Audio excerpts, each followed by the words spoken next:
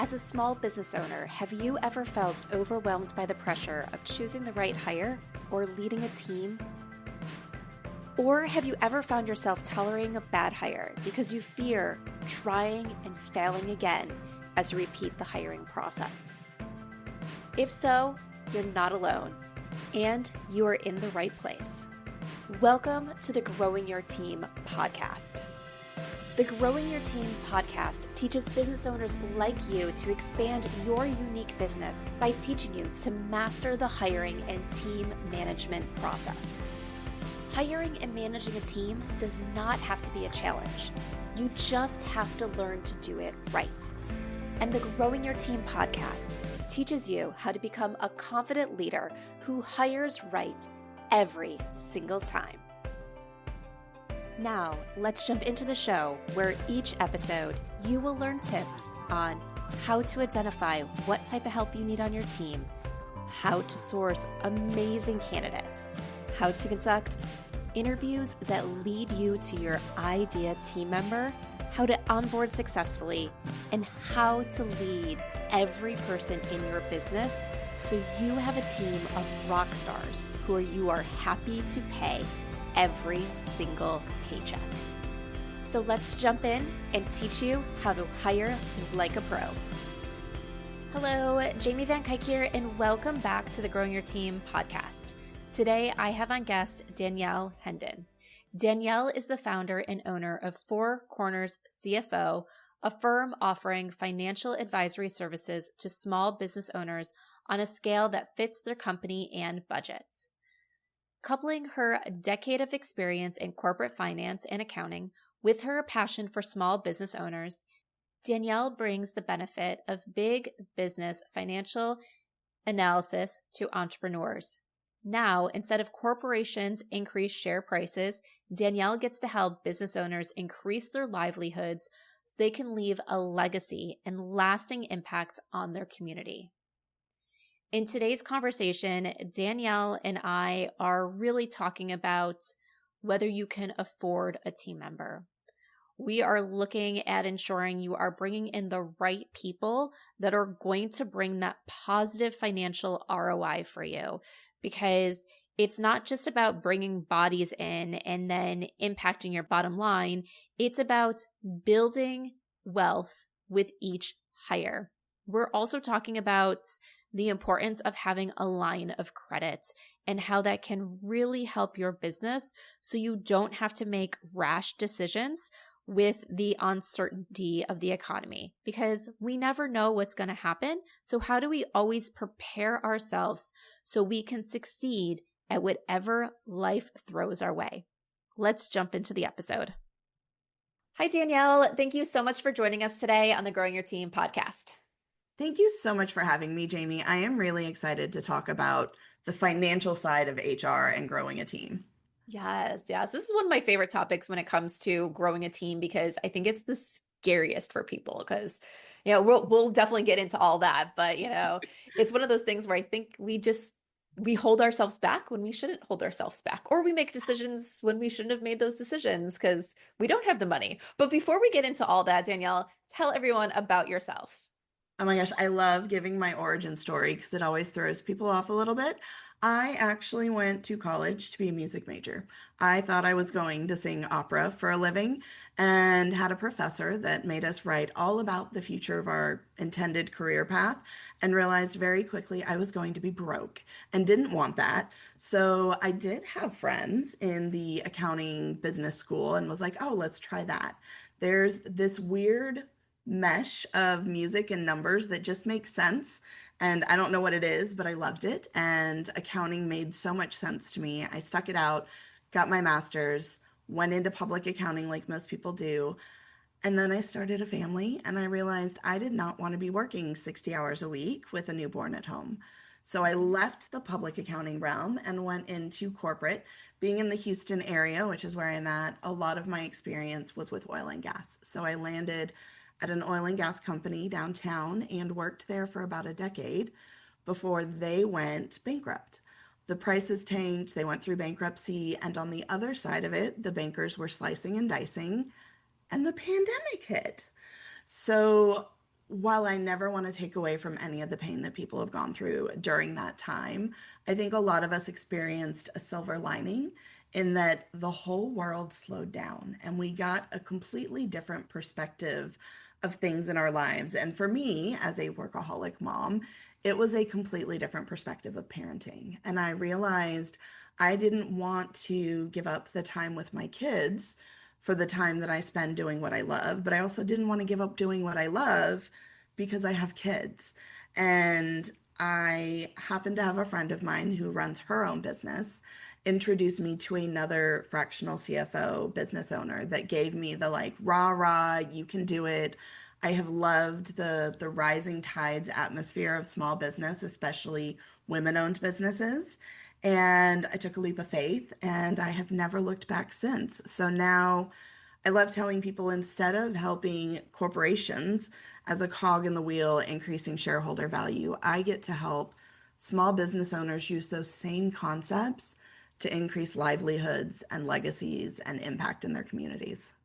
Yes. Oh, I love that. Oh, there's so many good things about your story. And I feel like you're in a place where many of my listeners are. Like I always say a majority of the clients that I end up working with are mom business owners. And it's that whole thing. It's like they have kids and they want to spend that time with the kids, but at the same time, they are like those high achieving women that don't want to step away from a career. So it's like, how can I find this balance and do both? And of course, a lot of us drive ourselves crazy trying to find that balance. It's a lot harder than we think it's going to be, but it is one of those things. And it is that beauty of business ownership that allows us to have the best of both worlds. And I love that. It's one of the things like for my own story. Like I started my business when my youngest was 8 months old because I couldn't find a daycare that I trusted. And I was just like, let's do this. And it's one of the reasons why I'm like, I don't know if I'd ever go back to a corporate job because not being able to do school pickup, not being able to go and Yes. chaperone a field trip or having to get permission from someone else to go chaperone a field trip. No, it's not for me. Well, and this is a little bit personal, but one of my children is what they call twice exceptional. So he's ADHD, but also very high IQ. And I Mhm. cannot fathom the number of phone calls and emails and everything that we go through for our kids, not being able to do that or being at work and being distracted from doing that. And in a growing your team sense, now I get to give that to other moms that want to do accounting and want to be there for their kids and don't have to give up one or the other. You can be a part-time accountant and be really good at your job and love what you do and also be a mom and not have to give that piece up. Yeah, I know very early on, I think she's been on the podcast twice, but we had Laura Tolhook on the podcast and she runs an HR consulting firm up in Toronto, Canada. And that was like one of the things that when she was starting to hire, it was these part-time positions specifically for those moms who still wanted to do what they were good at in HR, but didn't want to be working corporate full time. So it was like that best of both worlds and being able to balance it. So I love that you're able to bring that to your employees because there are some times where I'm having to speak to business owners just like, wait, you created your business because you didn't like how corporate functioned and how you were stuck in this box and how you needed permission and how you were working 70 hours per week and your boss didn't care about you. But now you're starting to repeat those patterns with your team. So, how from the start can we go back and reset and create the team that you always wanted, the team you wanted to be on? Yeah, one of my first hires, she's one of our part-time accountants. She's still with me. She was still working when she came to do the part-time work with me, and she wound up with the flu and she was so sick and out. And 2 weeks later, I get an email and she was like, I quit the other job. I am so grateful to have someone like you that actually cares about how I feel and who I am and what I'm capable of. And I was like, this is why I want to run a business. Good. Oh, that's so exciting. Okay, but there was some other stuff that you said in your intro, but now it's lost on me. So if I might randomly come back to stuff as it like pops in my mind, but let's start talking about some of the financial stuff and everything.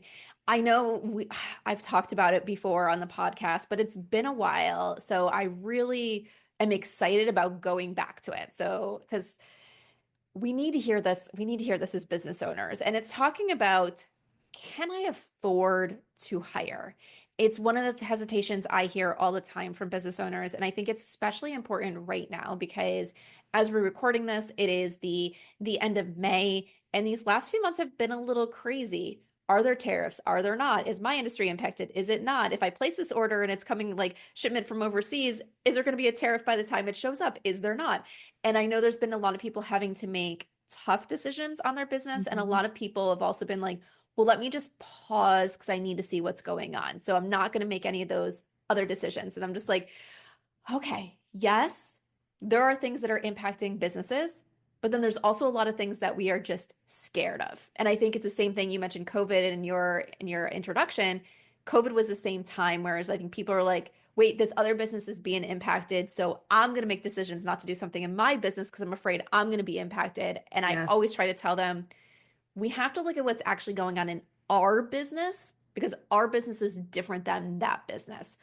So anyone that's like right now, it's like, I'm overwhelmed, I'm overworked, but I don't know if I can afford to hire. What would you tell them? So hiring is money in general is a very personal thing, but hiring is equally personal. And it is very much of what's going on in your business. If you are overwhelmed right now and you've got a ton of work that you're not getting to, I would ask, can you afford not to? Who are you Right? turning away? What money are you turning away? If things look like they're dwindling or revenue isn't coming in the way you thought it would, I will be honest, a lot of our clients right now are going through longer sales cycles because people are all worried. Nobody knows what's going to happen 6 months from now. Nobody knows what's going to happen 3 months from now. People don't want to make big commitments right now. And that affects the sales cycle, but it also affects whether or not you hire because it is the biggest commitment you can make as a business owner is to take responsibility for somebody else's livelihood. It is Exactly. scary. And I don't want to downplay how scary it is, but just like you said, Jamie, you have to know your numbers. The world around us is going to do all kinds of crazy things. If there is anything starting a business in the middle of the pandemic has taught me, is there is no such thing as a normal year anymore. There is Right? always going to be something. But switching that mentality from can I survive it to how can I thrive in it might be exactly what you need to make that next step and take that higher. And can you afford not to if you're overwhelmed and you're busy and you've got the money and the sales coming in? Yeah. Yeah. You said something there that I really want to touch on because it's like that. How can I thrive in this? And it's like we're in the state where it's like we don't know what's going to be happening in 6 months, but everything could be great and we still don't know what's going to happen in 6 months. So I think it's like one of those things, like really focus on what's going on. And that can I thrive in this or how do I thrive in this? I know being in the hiring space, like I get asked all the time, like, well, what's going on? Are people hiring? Are people not hiring? Are you nervous? And I was just like, well, I'm nervous for some of my clients because I do have clients that have been directly impacted. I've Mhm. had projects where my clients are coming to me in tears because they had government contracts or were in the process of getting government contracts and grants, and those were taken away. And some of them were taken away temporarily, and then they were brought back and things like that. And there's just a lot of stuff going on where there are some of my clients that have been directly impacted. And we're like, we are putting this project on pause. Like, I'm not charging you anymore. We'll come back to it when you can. But one of the things that the pandemic taught me was in every downtime, there's industries that thrive. And Mhm. so my business really took off during COVID because I was able to tap into the businesses that were thriving. And luckily, like I didn't feel like I was going out and hunting them. They were some of the industries that I was already targeting before, and I already had clients in there.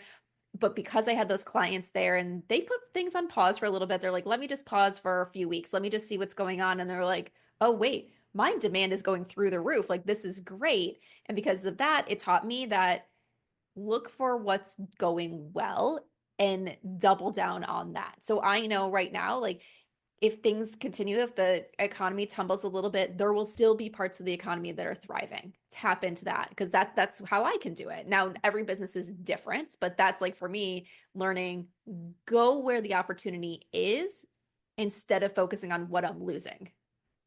And make the hire that you're looking for. If you are overwhelmed, you need to pick the right place to hire in your business. Exactly. So when we talk to clients, we work through a six-part framework. One of those pieces is revenue because so many business owners will have one line in their P&L that just says services or income or what sales. It might even just say sales. And it's just one line, but no business does one thing. You're doing multiple things, and you need to understand what those revenue streams are so that you know what the profit margins are for those revenue streams. And where we see this show up the most often is in service-based businesses because they will have all of it lumped in and they don't think they have a what we call a cost of goods sold or a revenue generating cost because it's their people. So when it comes to hiring, if you are overwhelmed, you can either hire a revenue generating person or you can hire what I like to call a revenue affiliated person because everyone needs to be related to revenue.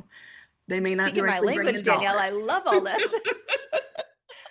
But make sure you know if you're overwhelmed, do you need somebody else to do the doing for the client? Or do you need somebody else to take things off your plate so that your hours can be spent doing more doing?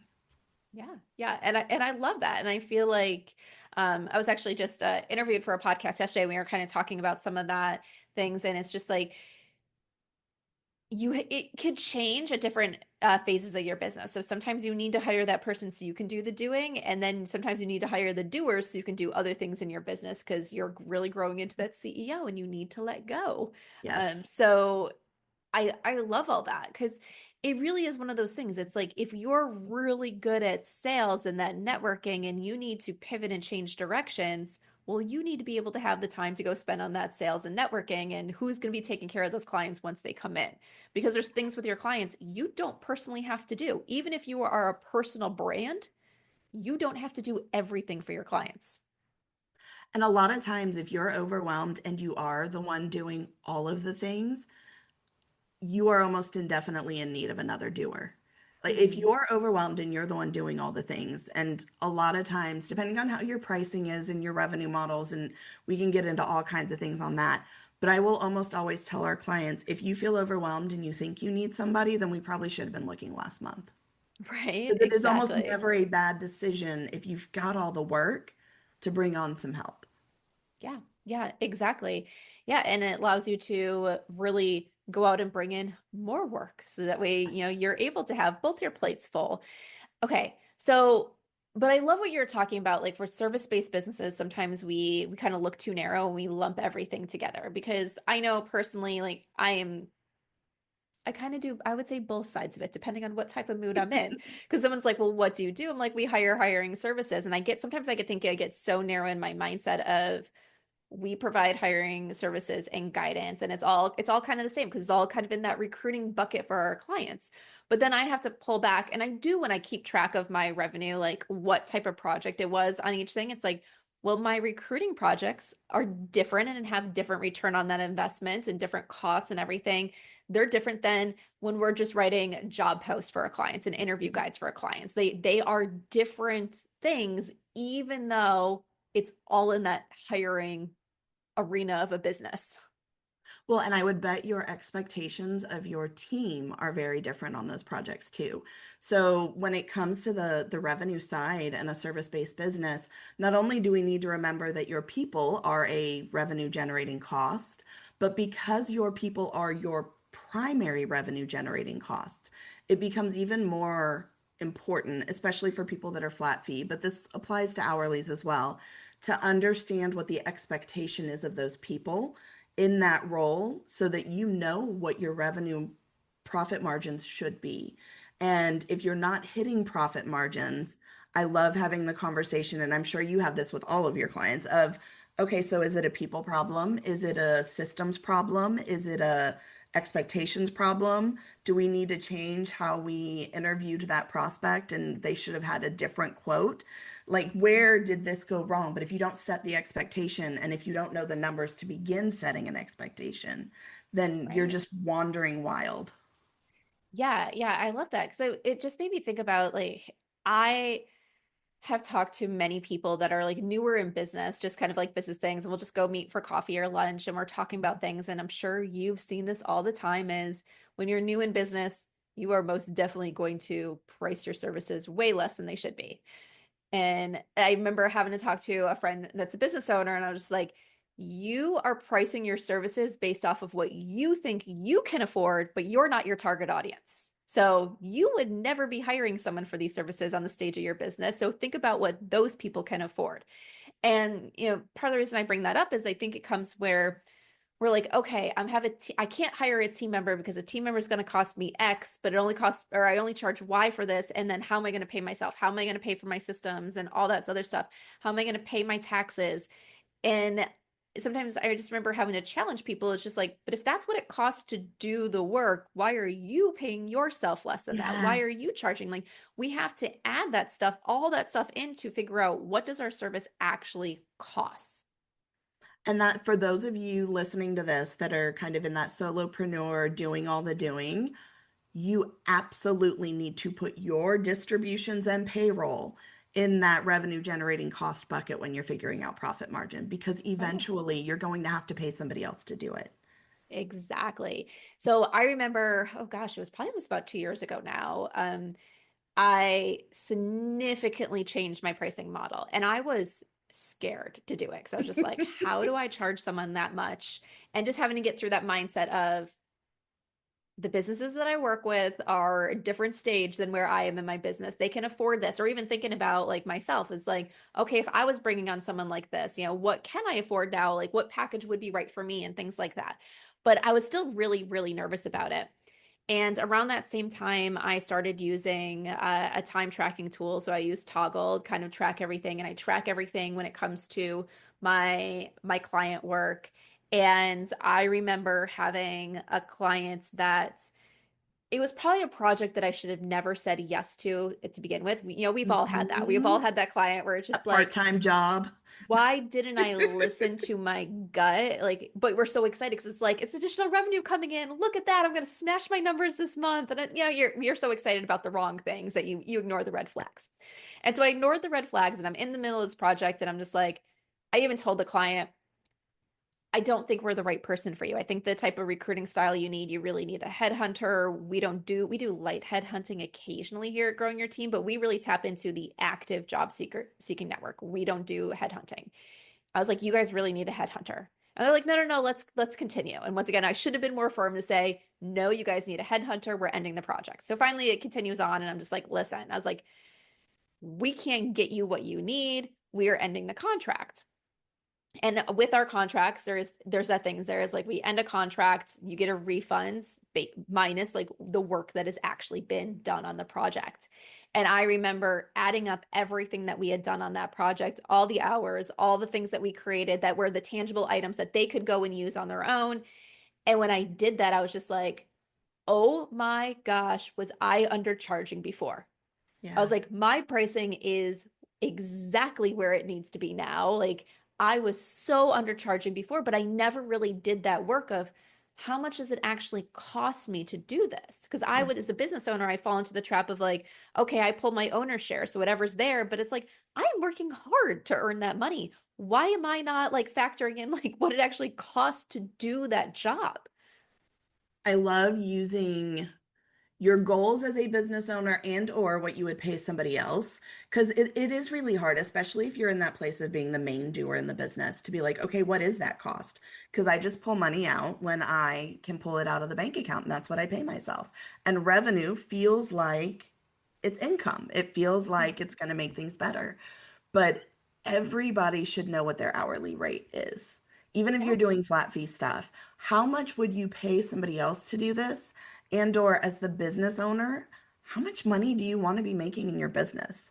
I love telling people take that salary. If you want to make $100,000 a year, divide it by 2,000 hours. That is what your hour is worth. Yeah. It's what your Yeah. hour needs to be worth. Yeah. Yeah, it's crazy what we don't look at and then kind of like, oh, we open our eyes are open to it. It's like, oh, I'm undercharging. Okay, well, how can then I ever expect to pay a team member what they deserve to be paid if I'm not even paying myself what I deserve to be paid? I know I've worked with a client in the past where we'll talk about this position going market rate is X, and they're like, well, I'm not even paying myself that, so there's no way I'm going to pay a team member that. And just trying to talk them into it, that's because you're not paying yourself enough. And if you don't have the Yes. money in it, maybe you need to increase your pricing. Like you can't expect people to work for pennies on the dime just because you're afraid to increase your pricing. Well, and I mean, I've been there. We're business owners. When we hired our very first CFO, my mini me, I was like, and I will be the first to tell everybody, I was like, Ashley makes more than I do right now.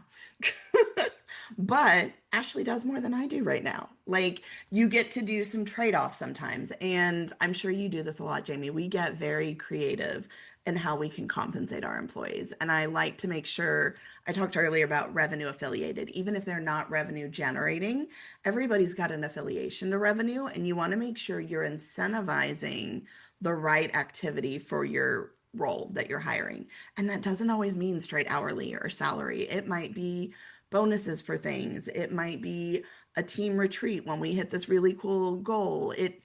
You as a small business owner get to treat people like people, and that is one of the biggest benefits we can give, and getting creative in how we can incentivize that and do things to make people feel seen and heard and known doesn't always have to be in the salary. Yeah. Yep. We do need to make sure we're paying our team members enough because those extra things that aren't necessarily Yes. guaranteed, they can't pay the rent. It can't buy food. But yes, I think that there's one of those things is like how can we be creative? What can we do to show our employees that we care about them, that we value them? I think you also made a comment like your team member was making more than at one point in time, but you're like, she's doing more than me. I also think sometimes, and let me know your opinion on this because you might have a completely different opinion, we have to do that because it's the only way we're going to grow. It's like Mhm. I think when we know our numbers and we can look at things and properly plan things, it could be like, okay, for the next 6 months, my team member is going to make more than me. But in those 6 months, these are the activities I'm going to do to bring in the revenue. So that way I can get myself back up to where I need to be or where I deserve to be as the business owner. I 100% agree. And I would also add to that, it's about finding the right fit for people. And again, as a business owner, I know this very personally. When you find, and I've written about this before, when you find a unicorn, and Ashley for us was a unicorn, you almost can't afford not. That's that, like, can I really afford not to? If you find that unicorn and they happen to fall in front of you because of networking or somebody you know, and you're like, no, this person has to be on my team, you figure out how to get this person on the team and then you Yeah. fill it up. Yeah. Yeah. And I think there's those things where it's like, we can't break the bank. So we need to make sure we're making smart decisions, Yes. but sometimes we do have to stretch things. We do have to figure things out in order to bring that person in. And I think like one of the things that the reason why I kind of bring that up is sometimes I think we're attracted to the overqualified team member because we're like, look, this person wants to work for me. And it's just like, but that person's not actually who and what you need. Yes. But it's like, if this is the person that hits all the markers and you can figure out a way to afford them, do it. But when they're a person that doesn't hit all the markers, where you're like, ooh, maybe future down the road, like they could bring me to that next level. It's like, Future don't down don't the stretch road your isn't budget for today. something that you don't need. Well, and it reminds me of people that do like the tax, they go spend money to reduce taxes. And I'm like, nope. If it's not a value added to your business, you just wasted money to save 20% on taxes. So Right? it's kind of that same concept. If they're way more than you need, you don't need it right now. But for those of you listening that are like, oh my gosh, I think we might have this person, or I need to find a person, I'm overwhelmed, and you're still in that place of like, what can I afford? Or can I afford this? My very first question to people like that is whether or not you have access to savings or a line of credit. Because in a volatile time like this year, or let's be honest, most years, in these times, you don't know what's coming, whether it's good or bad. We don't know what's on the other side of the next 3 months, let alone 6 months or a year. And when you are feeling strapped for cash, you are not making your best business decisions. You are grabbing every dollar that comes in front of you in order to pay the bills. Been there. Yeah. Yes. And what I love about a line of credit is, and granted, right now, if you're listening to this now, like we said, we're recording in May, you're not going to get great interest rates. I'm not going to lie to you. They're not going to be great, but it's worth it to have the peace of mind, to have a safety net that you can say, look, if everything fell apart and for whatever reason things didn't go well, I've got 3 months of funds in a line of credit that give me time to figure out how to pivot and be agile and find the clients that are able to do this and change the marketing and do the things. It gives you time to stay in a positive mindset and thrive on the other side of this, knowing that you've got money you can fall back into and still pay the people that you've got. Yes.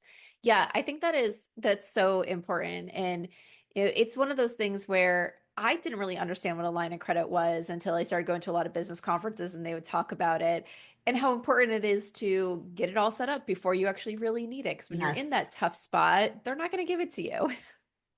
So absolutely. it's kind of like that insurance. Like you hope you never need it, but it's there. And I think like to me, you hear about a lot of companies that it's like, oh, they didn't make any profit. They were in the negative this year. And it's like, well, how do they still pay their bills? It's because they have these lines of credit and things like that where it's cash they can tap into. It's not a credit card, it's actual cash they can tap into. It's getting that loan, it's getting that money into the bank.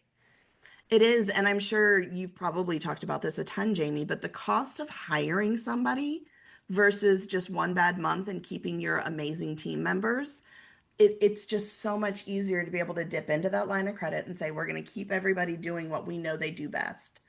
Yeah. And I don't have to let somebody go and then go find another really great person. Right. Well, it's one of those things like I think that happens, during COVID. There was a lot of businesses that just said, okay, we're firing our employees. And then it was just like, oh, wait, just kidding. We don't need to fire our employees. And now we got to rehire. And those people had already found other jobs. They already Yeah. said, well, you did that to me. I don't trust you anymore. And they lost all this institutional knowledge because they made decisions like that they shouldn't have made because they were made out of fear. Yep. Yeah. And it's like, what can you do to keep your employees so you can keep that knowledge? And it's worth, again, I'm going to say the interest rates aren't going to be great, but it is so worth the peace of mind. And it is still going to be cheaper than having to find a replacement person. Yeah. Because Yeah. It costs eventually a I lot. mean, we're all going to be back on the other side of whatever it is. As business owners in the what almost 5 years now that I've been doing this, I have learned we are always going to figure it out because none of us want to be back in corporate. So you're going to figure out the other side of this. You just have to get there. And you want to get there with the people that you know you can trust to get the job done because it's going to get better. Otherwise, you're back to looking all over again. Yeah. And for anyone listening, they're like, well, why does it really cost that much to hire? Just think about this. We already been talking about your hourly rate. So every hour you're reviewing resumes, that's costing your business. Every hour you're interviewing people, that's costing your business. And every hour you're spending training that new team member, that's costing your business. Every hour it takes them a little bit longer to do something because they're new to that task versus the Yeah. person who had been doing it for 3 years, that's costing your business. And yes, like we need to do that and we need to spend that time to hire when we're growing our teams, but we don't want to be doing it because we made bad decisions and let people go when we didn't need to let people go. Yep. And I will say, I tell everyone when we're looking at hiring and bringing somebody on, I want to make sure they have the ability to pay them for the next 3 months because even Mhm. your revenue generating people are going to take a good 3 months to get Yeah. up to speed. Yeah, exactly. Like I say that all the time. You're talking before about kind of like the savings and everything is one of those things where I always talk about if you know you're going to be hiring for certain positions, start saving now. Start saving, put a little bit aside, start seeing what you could be, cutting costs on or anything like that so you can hire that person and you can have those 3 months and everything that's there so you can afford that person. Because yes, as Danielle, like I was saying, you're speaking a lot of the same stuff that I normally talk about. It's like, yes, every position should pay for itself, whether directly or indirectly, but it takes time. Even your Right. assistant, you're going to have to handhold them for a little bit before you can go out and do more client work or you can go out and make more sales. Your salesperson that's coming on, they have to learn your products. They have to learn your services. If you are in an industry where it's longer sales cycles, they have to start those relationships. Because even if you already have that relationship, that person doesn't know your new salesperson. So it's like, even if they're not starting from scratch, they're starting from pretty low and have to work Yeah. their way up to that first deal. And it can feel really stressful. Like I don't want to take away from the fear that comes here, but if we can shift some of that mindset to that kind of abundance mentality of like we know you are going to figure this out. If you're in a Yeah. place where you're overwhelmed and you need help, then you need help and you're going to figure out. using the numbers and making informed decisions, you can figure out how to make it work on the other side. Yes, exactly. All right, Danielle, we have to start wrapping up. So tell everybody how they can get in touch with you. Okay, so we are going to have a landing page set up just for you guys. It'll be the number 4 cornerscfo.com/growing your team. And on that, you will have access if you want to talk more. I love talking to people. We book free 30-minute consult calls all the time. But you will also have access to our Reveal Your Path to Profit workbook. We talked a lot about revenue today, but it's actually going to talk you through all of the components from balance sheet to revenue to how to review your expenses and make sure that you're cutting costs so that you can afford to do the things you want to do in your business. Perfect. All right. And of course, all those links will be in the show notes over at growingyourteam.com for the webpage for this episode. All right, Danielle, my final question that I love to ask all my guests. We've all had leaders or managers that have stood out to us. Think of a leader or manager that has stood out to you and share one thing about them. So, one of the leaders that stood out to me most is actually from my corporate career. And I was going through a rough time with having kids and balancing work and all of that. The biggest piece of advice she gave me that I try to give to my team and honestly to my kids is not to be afraid to ask questions, but if you can come up with potential answers and that becomes your question, you become golden to the person you're working for. Yeah. Yeah. I think that is so great. Like it's one of those things where don't just come with the problem, come with the potential solutions. And maybe your solutions aren't right because you need that additional information that you don't have yet. But yeah, when you just come like with a whole bunch of questions, it's like, okay, have you done any of the thinking yourself? Mm-hmm. So I love that. All right. Well, thank you, Danielle, so much for joining us today on the Growing Your Team podcast. Thank you, Jamie. Are you ready to hire a new team member for your business and you want to ensure you hire the person who can succeed in the role, make you happy, and positively impact your bottom line? Then let's talk and see how growing your team can help you master the art of hiring. Through bespoke hiring frameworks and comprehensive guidance, you will learn how to attract candidates who have the passion you desire and the skills needed to succeed. At Growing Your Team, women entrepreneurs and leaders work with us to help them expand their unique businesses by teaching them how to hire like a pro. Let's connect and see how we can help you. Send me an email at jamie@growingyourteam.com. That's Jamie, Jamie, @growingyourteam.com, or head on over to growingyourteam.com/jumpstart, with jumpstart being all one word, and let's talk about how you can become a confident leader who hires right every single time.